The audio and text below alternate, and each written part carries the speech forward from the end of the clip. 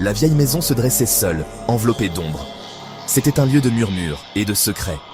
Thomas, un jeune écrivain en quête de solitude, n'y voyait que paix.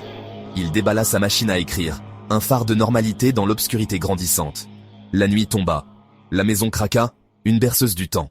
Thomas sourit, il se sentait étrangement chez lui. Les jours étaient bord calmes.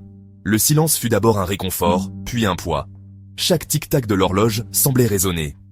La nuit, la maison s'animait. Les planchers gémissaient sous des pas invisibles. Le vent hurlait, un cri plaintif. Thomas ignora tout cela. Les vieilles maisons se tassent. Il essaya d'écrire, mais le silence fut brisé par un nouveau son, un léger grattement à sa porte. Il ouvrit la porte, brusquement. Rien. Juste le vent, murmura-t-il.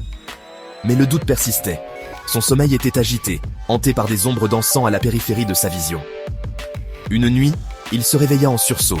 Le grattement était de retour, plus insistant. Il les vit alors, de furtifs aperçus par la fenêtre, des figures tordues, grotesques, leurs yeux brûlant d'un feu froid. La terreur devint sa seule compagne. Il tenta de partir, mais les silhouettes étaient toujours là, lui barrant le chemin, leur rire résonnant à ses oreilles.